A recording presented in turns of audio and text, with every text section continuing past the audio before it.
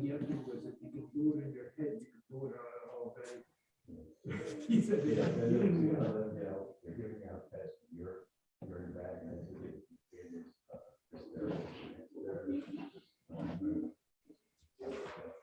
All right, there we are. Good morning. Morning. Good morning. Good morning.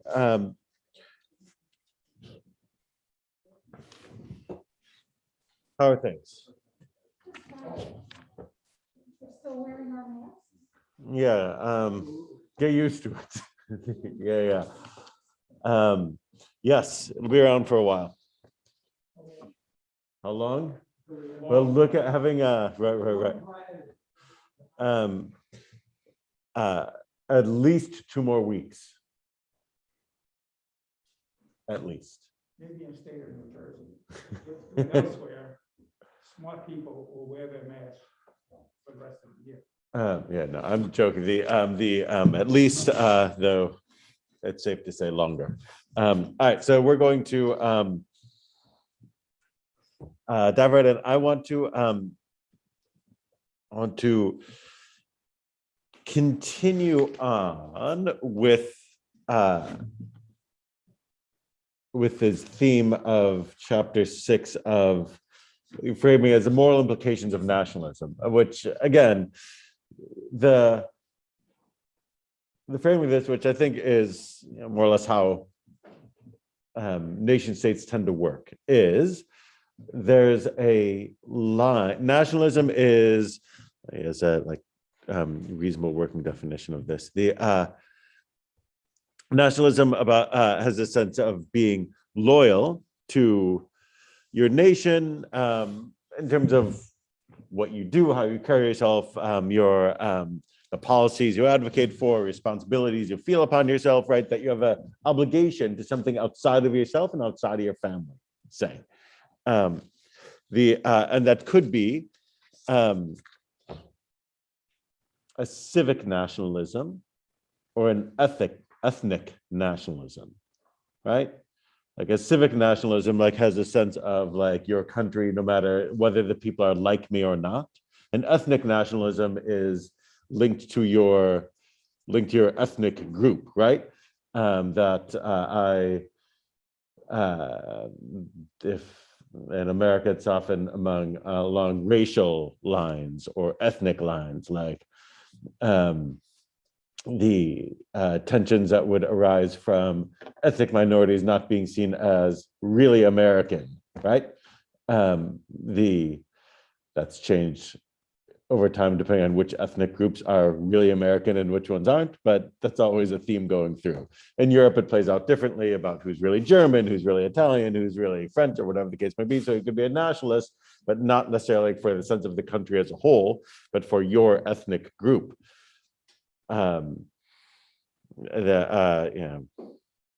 Scottish, English, German, so it might be. And obviously in Israel, the same issues are at play, right? Was one feel nationalist towards the polity, the country as a whole, everyone who they're responsible for, or for one ethnic group within that larger whole, right?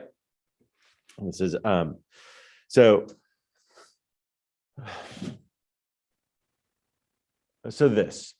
the risks of nationalism in its extreme form are sort of obvious and known to Jews, right? Well known to Jews. Jews love talking about things like the journey of the St. Louis, right? Our country is full, we can't take any more people in. So, a group of Jewish refugees leaving Germany, go looking for ports elsewhere in Cuba, in the US, in Canada, get turned away in each place, get sent back to Europe, and where a lot of them died. Exactly, right? So this one could say is a consequence of extreme nationalism, right? That my responsibility or our responsibility as a country is to maintain our country the way we want to. And if you are knocking on the door saying that if we turn you away, you're going to get killed, that's too bad. And I'm not saying that that's right or that you deserve it, but really, not my problem. Right?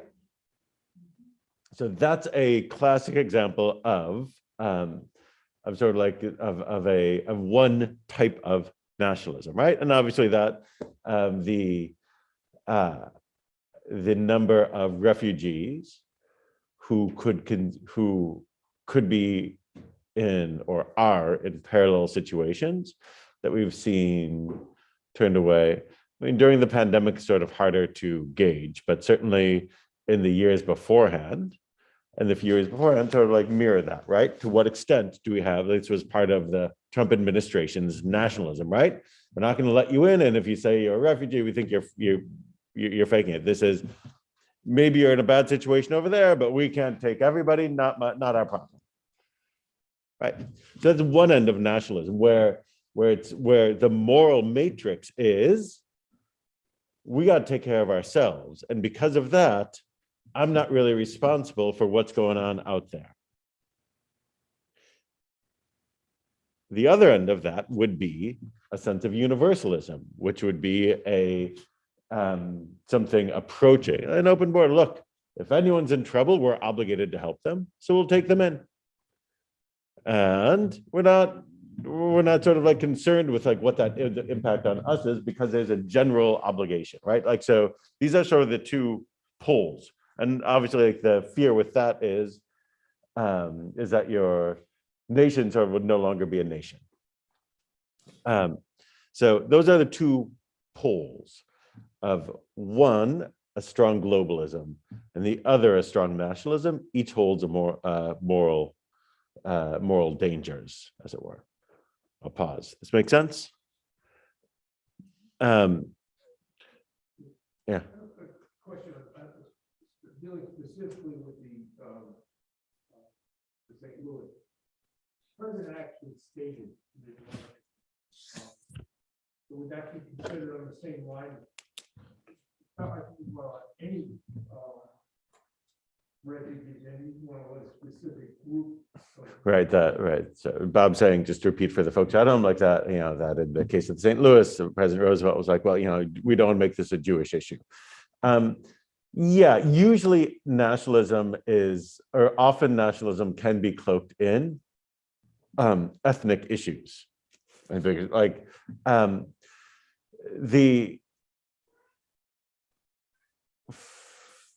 for most, I mean, so I don't know that that's something that I would take that statement at, I don't know that I would take that statement at face value. Meaning those things, it's, yeah.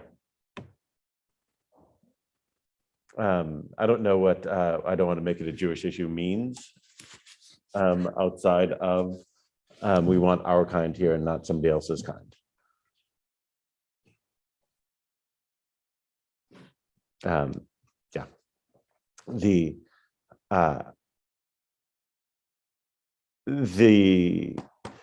And by the way, that sort of underlines, like there are different issues that go on, they're related, but different issues with sort of with civic nationalism and ethnic nationalism, like, and often they sort of blended because people often will have a certain vision of what their country is, again, what a real American looks like, or whatever the case may be, or a real Englishman or whatever it is, and people who are different from that threaten that equation.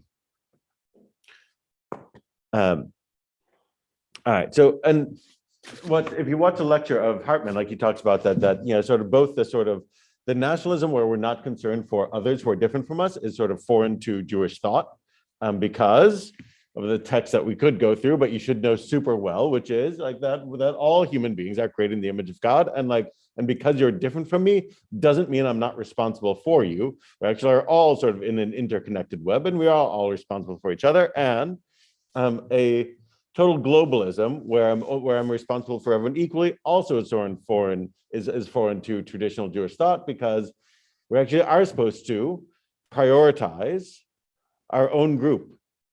So it's a question of where that balance in between is, where I'm not I can't just wash my hands of somebody else because they're not like me. That's seen as bigoted and immoral.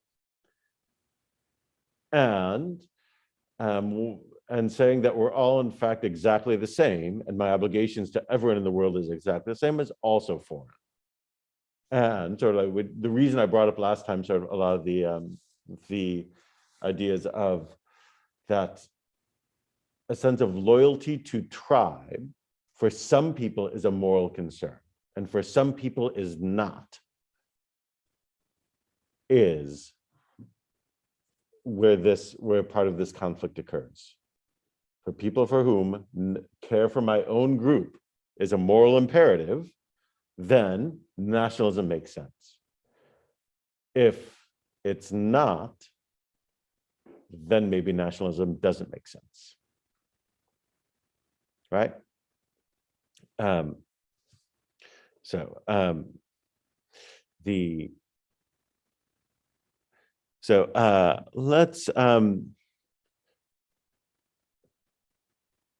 I'm going to look at a text. Look at the this is, I can't remember what page it's on in the this is on text number 10, page 138 in the reader, or page 164 if you're looking at the online, the bottom one on the page.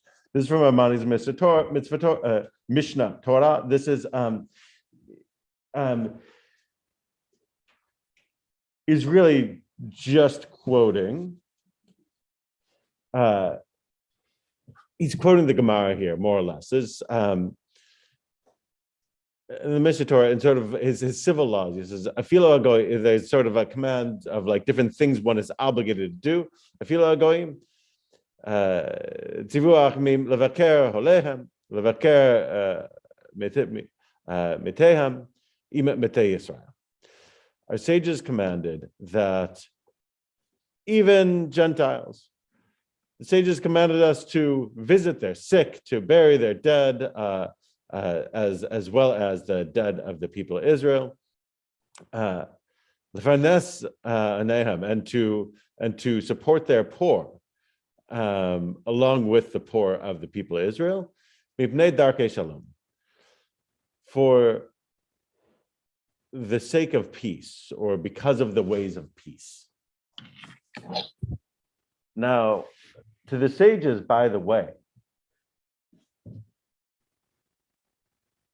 they argue about whether or not one is obligated to look after the poor, non-Jewish poor, or not the ones who are living like in a town run by Jews in the land of Israel. But if you're outside, what's your obligation when you're not the one in charge? And they debate. Am I supposed to, am I obligated just to support my own group or others as well? Or is my obligation to my own group so great that that's my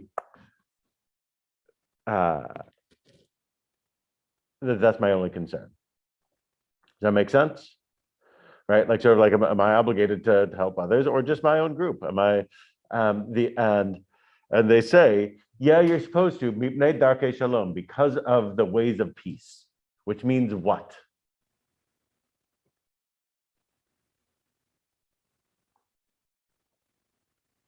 Notice he doesn't, it's not just saying you have to do it because you have to do it. It says you have to do it because of the ways of peace. Well, I think one of the most glaring examples is the Israeli-Palestinian conflict. Because if you don't, and this is where so much of the controversy comes in, it's something we studied a lot in Melton. If you don't protect or attempt to protect the lives of innocent Palestinians when you're fighting against Palestinian terrorism, then that will surely interfere in the path of peace. Right. And we're going to get there in a moment, right? So if you didn't hear online, like if you don't protect the lives of others when seeking to protect yourself, specifically in the Israeli-Palestinian conflict, if you don't protect Palestinian lives, even when fighting against terrorism coming from the area, then you harm the ways of peace. That's one, though I don't think that's what they're thinking of. Rabbi? Wait a second, Phyllis. It's Alice.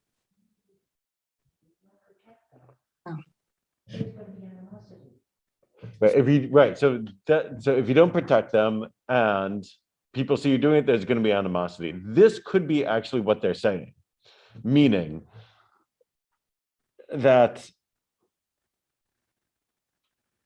it's an uncomfortable thing, I think, for most modern liberal American Jews, because notice what that means. That means that, like, you know what? Really, technically, you're obligated to help out Jews, but and not Gentiles. But mipnei darkei shalom, because of the ways of peace, because if you don't, it's just going to cause trouble, then really you have to. But notice how it's sort of put on a lower level. So the action might be the same, but it's asking you to conceive of it differently. That yeah, do it.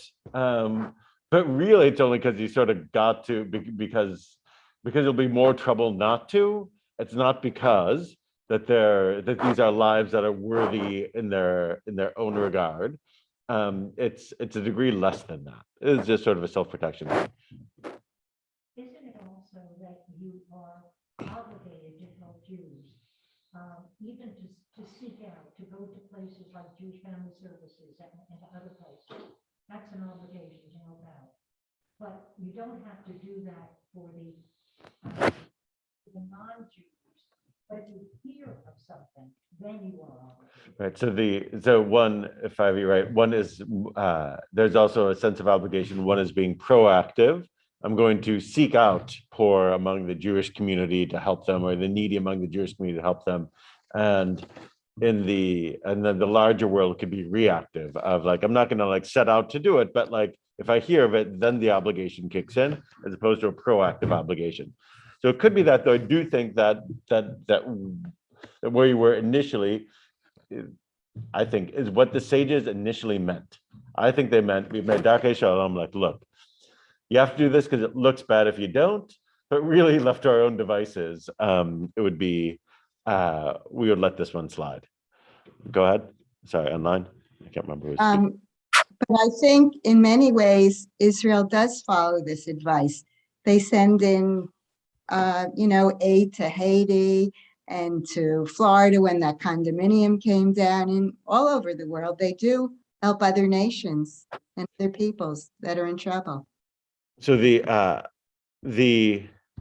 comment was that Israel does this by, sending aid around the world in disaster situations in Haiti or in Surfside, Florida, places like this. Yes, that's actually, by the way, Israel Aid. That's an NGO that, like, when one sees Israel doing that, it's often the NGO Israel Aid doing it, not like the Israeli government as such.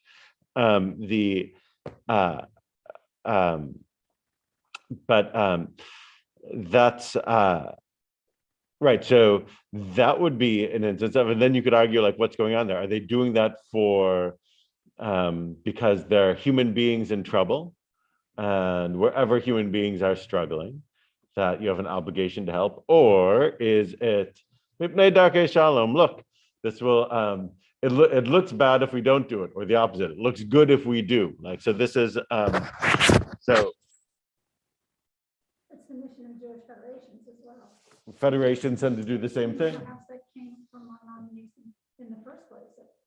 First you take care of the Jews in your community and in Israel. And then you get to the reactive part, which is if you hear of a catastrophe, whether it's involves Jews or non-Jews, then you address the catastrophe as well. Right. And they can be concurrent. Right, yeah. So Federation, the Joint Distribution Committee tends to do this. And then there are other organizations that, like, pick one or the other, right? Like Jewish organizations. American Jewish World Service is focused primarily outward, right? At assisting in communities in different places in Africa primarily. And it's the idea of helping others because we're Jewish and we have an obligation to help other people. Or the Hebrew Immigrant Aid Society started as one and morphed over time into something else, right? Like, after the main waves of Jewish immigration that have ended, after the Aliyah, or after the immigration from people from the Soviet Union, primarily in the 90s, like there aren't going to be any more big waves of Jewish immigration. So like their slogan is literally at first, 100 years ago, we helped them because they were Jewish. Now we help immigrants because we are Jewish, right? Like there's that twist. Maimonides at the end of this, gives his reason. He says,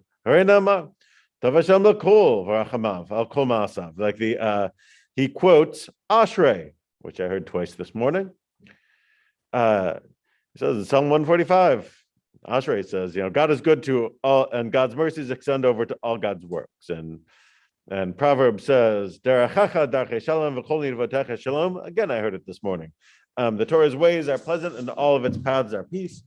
I think, if I remember correctly, if you look in the original sources that he's taking this from the Talmud, it doesn't have those proof texts in it. Meaning, I think as I mentioned, I think that the sages in the original were reluctant to say, you have to do this. This is a halacha, because we care about all human beings.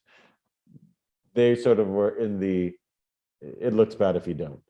Maimonides drashes it in the other direction. Maimonides, by bringing those quotes, puts it squarely in we do this because you're obligated to other human beings, period.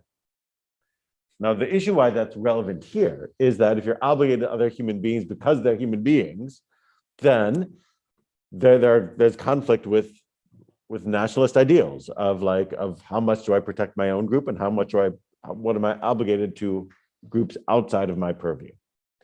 Every time Israel or an Israeli agency is sending money to help an earthquake victim in Haiti, we know this from the American foreign aid debate. Somebody is sitting at home saying, we got things to fix here. And this, by the way, is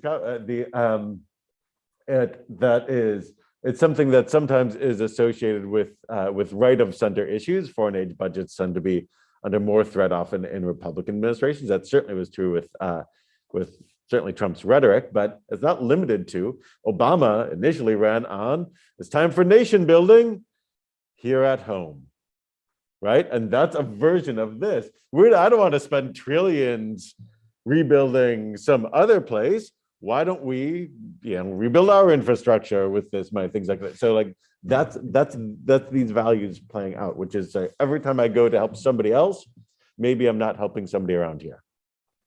What are my obligations? What's the balance? Certainly in Israel, you can launch the same argument. What are we doing over in Haiti when we got plenty of problems here?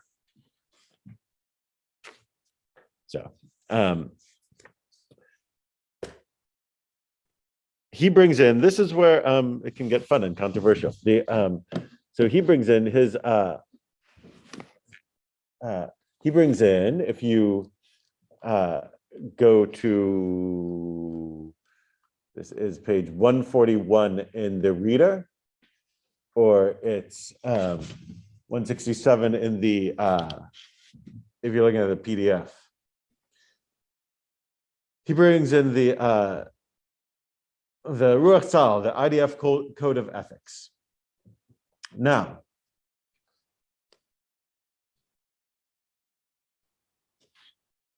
before we even start, critique the idea of an army having a code of ethics. You could make an argument that the code of ethics for an army can be pretty short, which would be win, kill or be killed. So what's the advantage of that?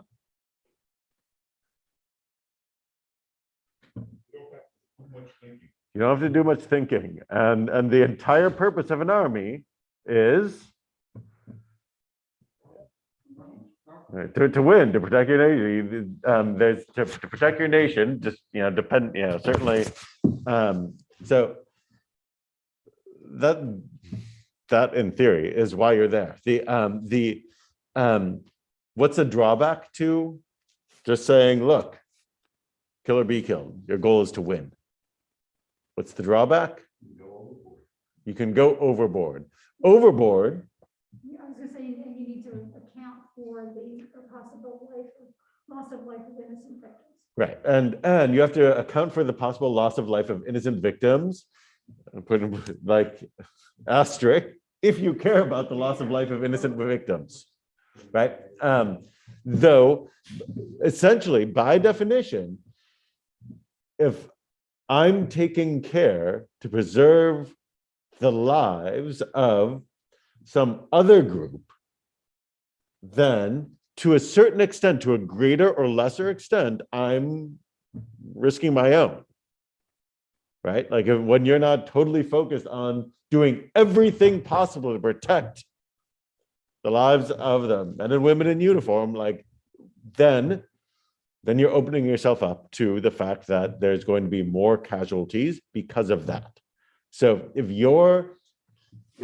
the stated goal is of protecting at all costs the men and women in uniform on your side, then by definition, you're going to be sacrificing lives on the other side.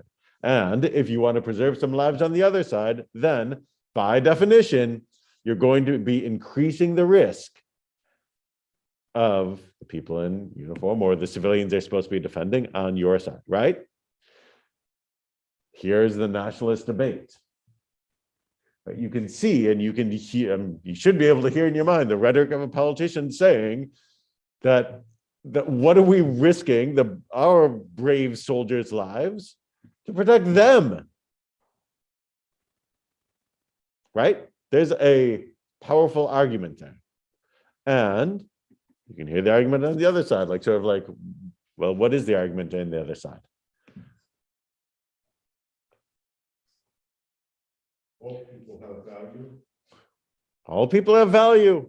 Or you get, we're not, I mean, if you're not the Nazis, then you want to say, we're not the Nazis, right? That's sort of like we're not like our people have like many people have like a sense of their moral obligations and want to think of themselves as not the worst people in the world, but rather think of themselves as some sort of exemplar. Now, not everyone, but some.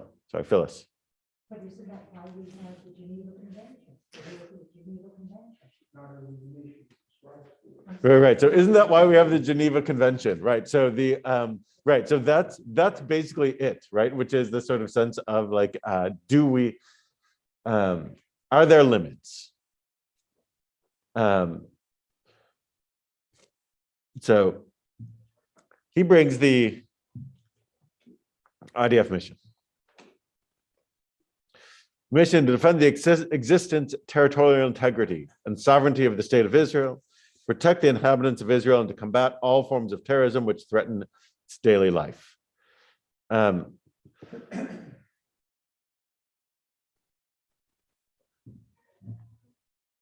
the way, already when you frame your army as the Israel Defense Forces, or the move that the US did after World War II, changing the name of Department of War to the Department of Defense, gives why make that change, by the way?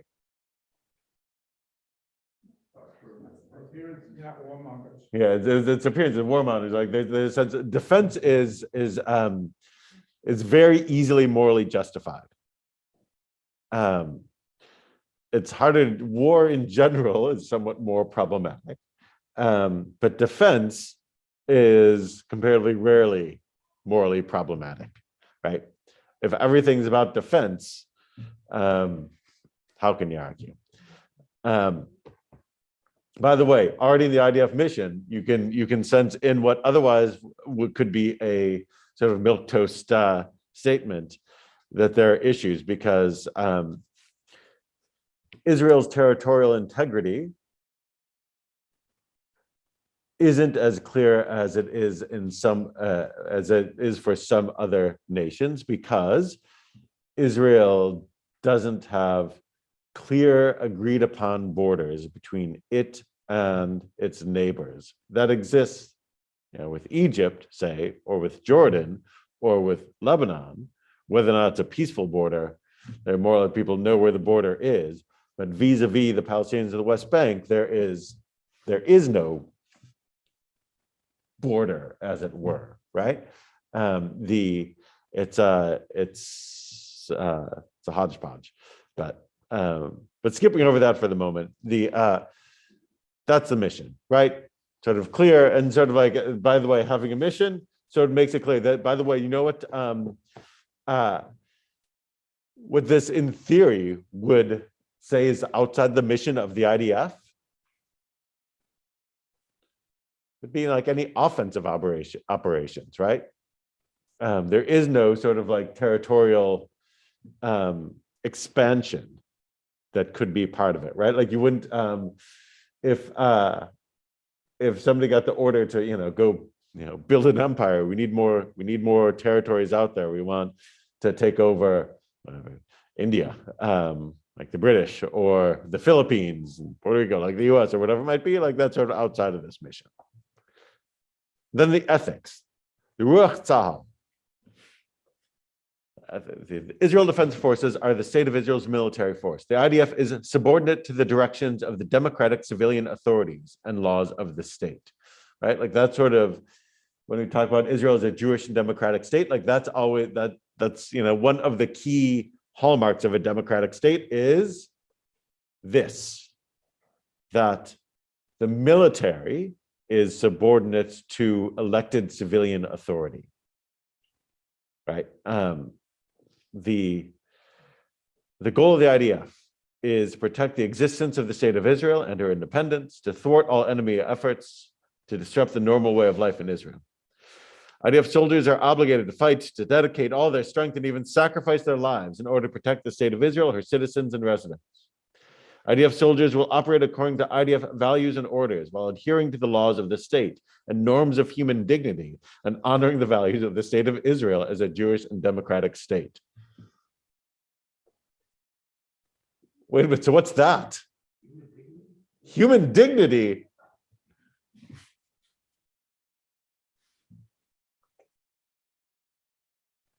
What is that?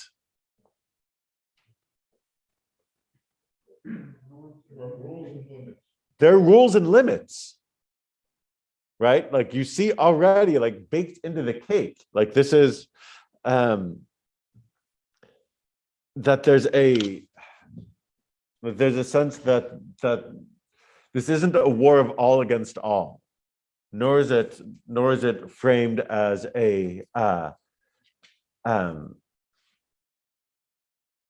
an existential battle where everything is where all rules are off. Quite the opposite. Do we know when this was written? This is, I don't know when this version is written. I'm just wondering what the influences were of this particular word.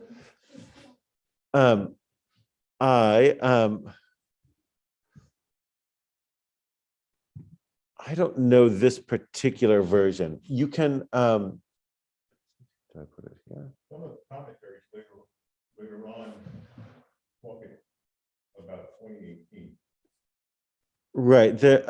There's a, I don't know this version. A version of it has been around since the beginning of the state and is periodically updated. This version, I don't know. You can go to the. I'm just wondering if it was perhaps tied to any of the more recent conflicts or. Before like any recent round of fighting, it's there. And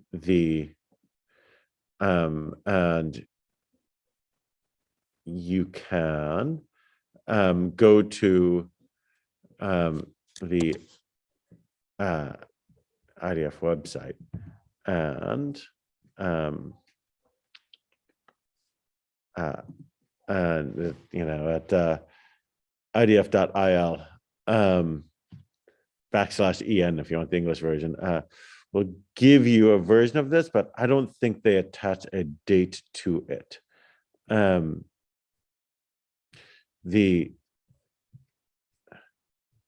Yeah, But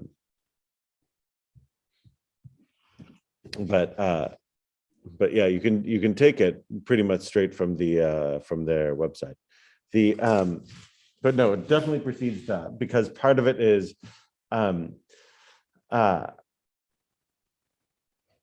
was from the early years of this state, there was a desire to distinguish the IDF from other armies, right? So from the start, they had baked in like a sense of limits because of the knowledge of what the Germans had done in Europe, where there were no limits, and because of and because of the Nuremberg defense of just following orders. If you swear an oath or affirm an oath upon being inducted that you have to adhere to the laws of the state and the norms of human dignity, then you don't get to say, I was just following orders, because and you'll see it's made more clear, but like, because the implication of that is that you are personally obligated to disobey a blatantly immoral or illegal order, right? So that's part of like the unique situation. So armies obviously are designed to kill, right? Like killing people is part of the game, and there's no way around the fact that innocent people are going to be killed as well, right? So the question, but it does place a certain obligation on every soldier to gauge what is are we doing something consistent with the mission here, or are we doing something that is beyond that? And they know that they are responsible in court if that's not the case. So again, it's updated, but like versions of this have been around since the early years of the state.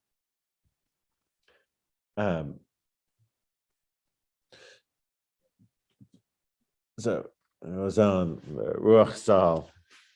The spirit of the IDF. The spirit of the IDF is an identity card of IDF values, which should stand as a foundation of all the activities of every IDF soldier on regular or on reserve duty. The spirit of the IDF and the guidelines of operation resulting from it are the ethical code of the IDF. The spirit of the IDF will be applied by the IDF, its soldiers, its officers, its units, and corps to shape their mode of action. They will behave, educate, and evaluate themselves and others according to the spirit of the IDF, which again has this implication of if you said that like if you're evaluating yourself and others, it does again place an obligation that you're supposed to be self-policing against abuses of power, or against the deliberate, unnecessary, unjustified use of force. And the tradition of the IDF and its military heritage as the IDF are what is the spirit of the IDF drawn? Tradition and heritage. The second one, the tradition of the state of Israel, its democratic principles, laws, and institutions. Again, notice how democratic principles are written into that. The tradition of the Jewish people throughout their history, universal moral values on the value and dignity of human life. So again, this one Sandy earlier said that, like what I feel like the Israeli army tries to do this, like that's it's written into it. Now, you might have heard it's controversial whether or not they live up to this, but note that that it doesn't that the attempt to act correctly doesn't happen by accident. There is no That's why the idea of you always find like your sort of justifications for whatever controversial thing happens, right? That civilians aren't targeted. Military targets are targeted.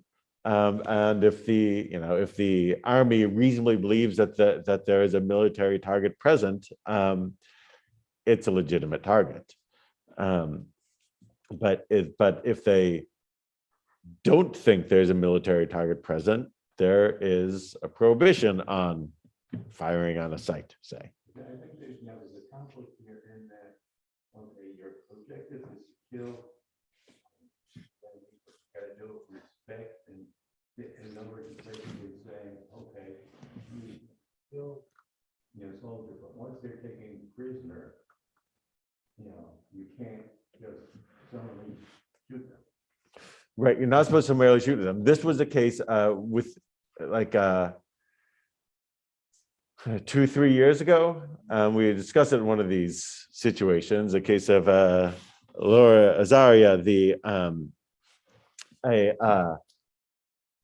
an IDF soldier who, if I remember correctly, the case was his unit was at a checkpoint and was charged by an individual with a knife who directly tried to kill them. He was subdued, handcuffed, and was lying face down on the ground, handcuffed and restrained. And Azaria shot him dead and was caught on video doing it. The IDF soldier killed the prisoner and was caught on video doing it. And it became a controversial case within Israel of should he be held accountable for his actions?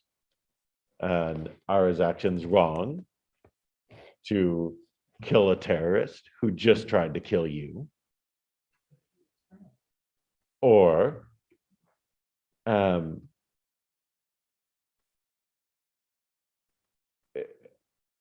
once the terrorist is subdued and no longer a threat, does your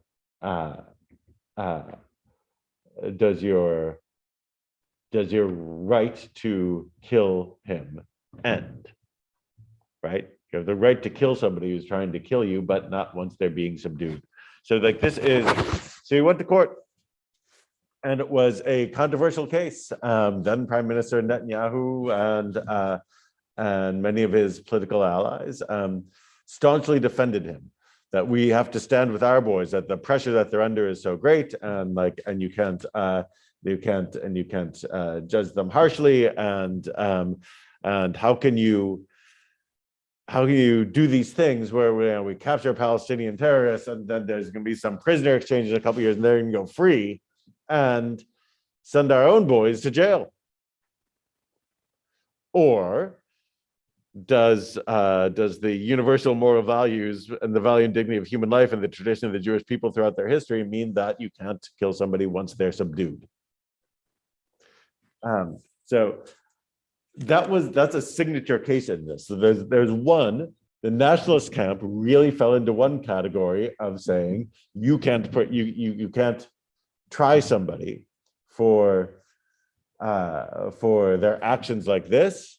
Of course he's angry. Somebody just tried to kill him and his buddies in the unit. Or the job of the soldier is to determine when is there a threat and when is there not a threat.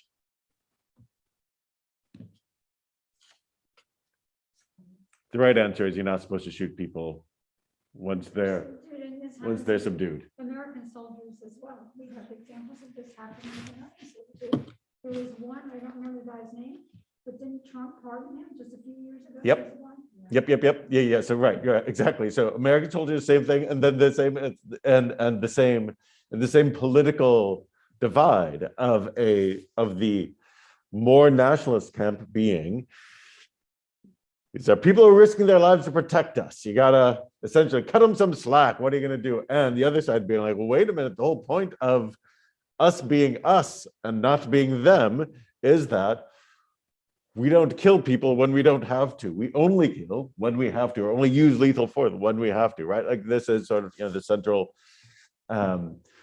it's, I mean, it certainly is the case in military. There's obviously like, the,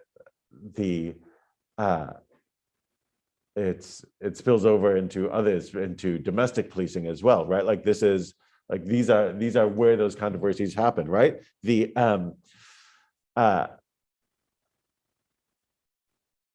I think reading this, by the way, the reason this stuff gets written down because it's not a given is that these are the actual rules that that an army is supposed to hold by, that a proper army is supposed to hold by, right? A democratic army. Like this is what, so for American soldiers, for Israeli soldiers, we might expect less from the soldiers of a dictatorship. But if you actually take seriously the value of human life and any of the stuff that we talk about, then when you have the option to spare life when there's nothing threatening you, then you're obligated to do it, as opposed to, who cares about them anyway?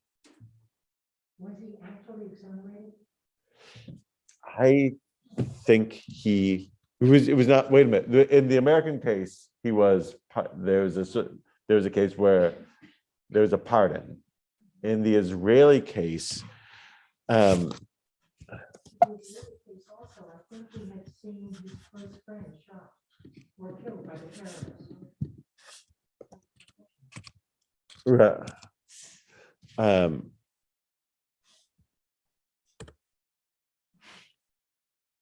right.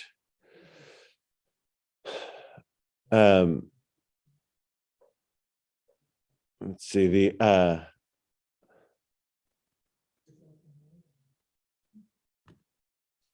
here, Laura Zaria,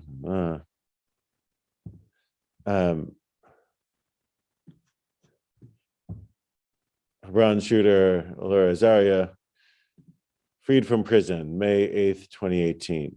Laura Zaria, the former Israeli soldier, convicted of manslaughter for killing an incapacitated Palestinian attacker, was released from prison. It's May 2018, having served 2/3 of his sentence. Pleaded 9 months of his 14-month sentence for killing Abdullah Fattah al-Sharif in the West Bank city of Hebron in 2016. He was also demoted to the rank of private. And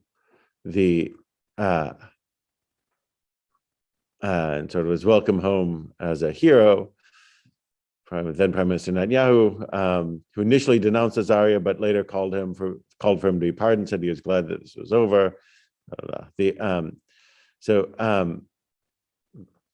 Azaria, the so-called Hebron shooter, was found guilty last year of killing Sharif, who several minutes earlier had attacked 2 IDF soldiers with a knife. In February 2017, Azaria was sentenced to an 18-month prison term, which IDF Chief of Staff Gadi Eisenkot later shortened by 4 months. Never expressed Azaria never expressed remorse for his actions. He maintained that he opened fire because he believed Sharif had a bomb hidden underneath his clothes. Military court, however, dismissed that claim, saying the soldier's nonchalance in the moments before he killed Sharif. His statements to fellow soldiers that the assailant deserved to die for attacking his comrades. The Hebron shooter case revealed divisions in Israeli society over the army's activities in the West Bank, with some, mostly on the right, arguing they had behaved heroically in killing the Palestinian assailant, while others said he had broken the law and deserved a harsher sentence than the one he received. That sort of it underlines these issues, right? Like, what are your obligations, and does a soldier have? What are the limits on a soldier? In this case, and that's because it's right. Yeah. This is a really touchy situation, but just recently I watched a documentary on D-Day. And one of the generals told a group of commanders not to take any prisoners because they were needed to fight, not to. So they basically summarily executed prisoners. This was on order. Yet there were at Nuremberg, there was Germans that were hanged for doing the same thing. Right. So what do you do? So it depends,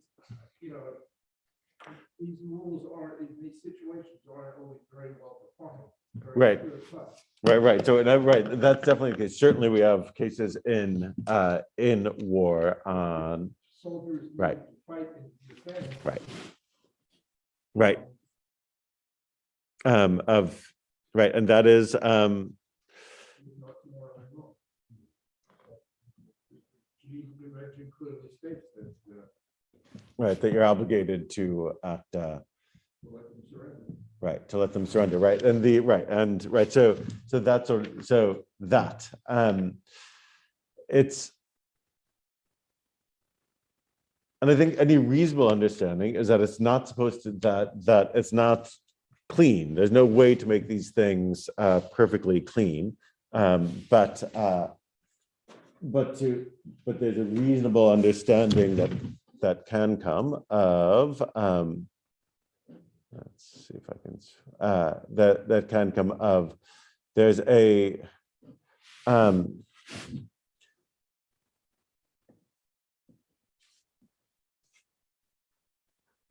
of how much wiggle room there is, right? And in the Azaria case, it was sort of like less a, and the Israeli armies have versions of that too, like famously, especially in the War of Independence, of cases where the army, which then is sort of certainly smaller and less organized, is pushing forward and feels that if we leave somebody behind to guard this Arab village, then we're not going to succeed in pushing forward. But if we leave the village intact behind us, then we've left the enemy, and especially because there are irregular soldiers all around, like sort of like we have enemies behind our line. So like why were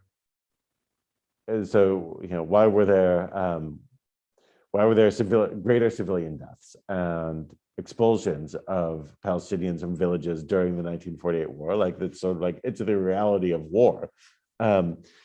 Cases like Alora Azaria are sort of like a little different, where it's like, this is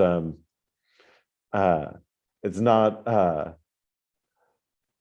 the complicating factors aren't as strong. And to continue on, just because I feel like it's cool that this stuff is again here, like the bottom of 141 in the or 167 in the reader, the defense, the basic values of the IDF: defense of the state, its citizens and residents. The IDF's goal is to defend the existence of the state of Israel, its independence, and the security of the citizens and residents of the state, right? Like that's a basic nationalist thing. Like we're not here to be the world's policeman, as it were. Our primary goal is the well-being and security of the people in the state. By the way, in the Torah, as sort of Hartman brings out, like the Torah like puts forward as a physical comfort as a worthy moral goal, right? That and this is, you see in biblical quotes, famously that the goal is that people can dwell under their own vine and fig tree, right? Like that's sort of a like that you get to. The goal is to be able to like lead a happy, productive life. The army sort of it's your comfort is a reasonable reason for defense. Love of homeland and loyalty to the country at the core of the service to this IDF stand the love of the homeland and commitment and devotion to the state of Israel, a democratic state that serves as a national home for the Jewish people, its citizens, and its residents. Right? There's a lot going on in that sentence, but again, like sort of like this sense of Israel not as a just nationalist entity, but as a democratic state, which means of all of its citizens, whether or not they are in the Jewish majority. And human dignity. The IDF and its soldiers are obligated to protect human dignity. Every human being is of value, regardless of their origin, religion, nationality, gender, status, or position. That's you don't get to shoot people randomly just because you're angry or you feel like they're of the same group as the enemy, right? An order that is different from that is So that paragraph strikes me as something that could have been added later in time. Even, I mean, when you look at early levels of state of Israel, that stuff is, I mean, the language of origin, religion, nationality, gender, status, or position, like that stuff, like is, my guess it's added to. But when you look at like in the Declaration of Independence, there's language similar to that in the Israeli Declaration of Independence. On religion and ethnic group and gender. The language is the same.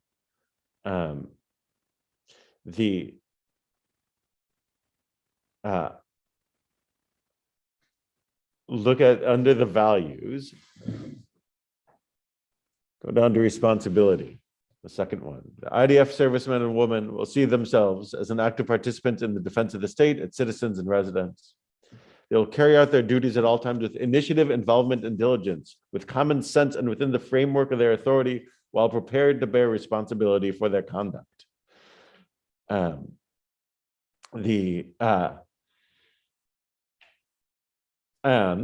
skip down to human life. The IDF servicemen and women will act in a judicious and safe manner in all they do, out of recognition of the supreme value of human life. During combat, they will endanger themselves and their comrade only to the extent required to carry out their mission. And then, Taharat HaNeshek, purity of arms. The IDF servicemen and women will use their weapons and force only for the purpose of their mission, only to the necessary extent, and will maintain their humanity even during combat. IDF soldiers will not use their weapons and force to harm human beings who are not combatants or prisoners of war, and will do all in their power to avoid causing harm to their lives, bodies, dignity, and property. And then, with that in mind, go down to discipline. The IDF servicemen and women will strive to the best of their ability to fully and successfully complete all that is required of them according to orders and their spirit. IDF soldiers will be meticulous in giving only lawful orders and shall refrain from obeying blatantly illegal orders. That's a loaded thing to put in an army's code of conduct. But again, sort of like guided by a sense of Jewish history, that there's that's part of it. So there's no sense of that it's morally problematic to defend your people or your homeland. If anything, the opposite. There's great comfort and clarity on that issue. And there's a recognition that there are limits to that you don't get to do anything you want and say, this is for, I'm just doing this, I'm doing this, that you have to actually have a reason for it. And that the idea is that people are actually responsible for their actions. Now, again, is there wiggle room on this? Of course. But if it's all wiggle room, then it's meaningless. And essentially, it's an ethnic defense force. There's no moral component to it. Judaism, democratic states tend to want to have a sense of moral correctness, not just a ultra-nationalistic defense of my ethnic group. And I feel like you see that written in here. Just this striving for some level of balance between I'm supposed to defend my people and I have an outside obligation. And that outside obligation has limits, and my defense of my people in a sense has limits. Unfortunately, the good old days where each side wore a particular uniform, tell who the enemy was, Right. It's difficult to tell civilians what happened in Vietnam is to burn the villages down because. Right, we had to destroy the village in order to save it. Right, so this is right. So wars between uniformed armies are easier than guerrilla wars like Vietnam, or wars between a uniformed army and irregular militia, which is essentially what Hamas and Islamic Jihad operate as, right? Where they're guerrillas embedded in the population, right? This is that's where it becomes much more complex. And like on some level, the same rules apply. It's just that um, it's by definition going to be messier.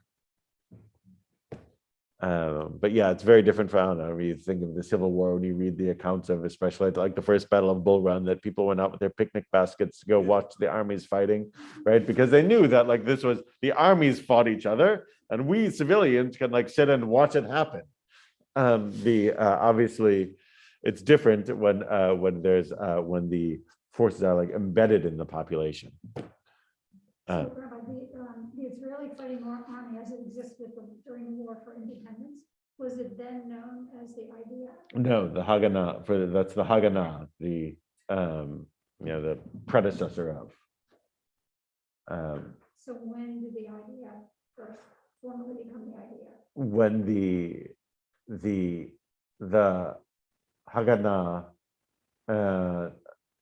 ends up absorbing the fighters from Lehi and the other paramilitary forces that existed pre-state under their organization. So the Haganah pre-existed the state as a paramilitary force, and then as the British pull out, it becomes the de facto Israeli army, like under Ben Gurion's control, and that's the part of the famous Alta Lena incident of the Haganah bombing a ship bringing arms to the Lehi, right, and killing Jewish soldiers, targeting Jewish soldiers is part of that process, right? Of that you can't have one state with two armies responding to two different commands. That if the more right wing Jabotinsky force isn't going to fold itself under the Haganah command, then they're our enemy too. Right? So it happens. And did the Haganah have a written doctrine that similar to this? Or That I can't answer. That I can't answer off the top of my head. Pardon me? You're basically a terrorist organization. The Haganah, not so much a terrorist organization. I would say, I mean, that's an easy argument to make with the Lehi, but a harder argument to make with the Haganah. The Haganah didn't, like Begin et al. Did what we would, what qualifies as terrorist strikes, where there were bombings of civilians to achieve a political end. The Haganah wasn't engaged in that sort of thing, to my knowledge.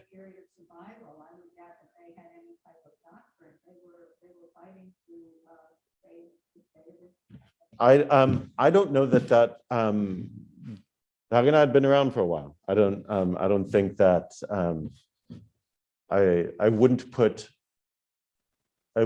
it past them. It was an organized group, right?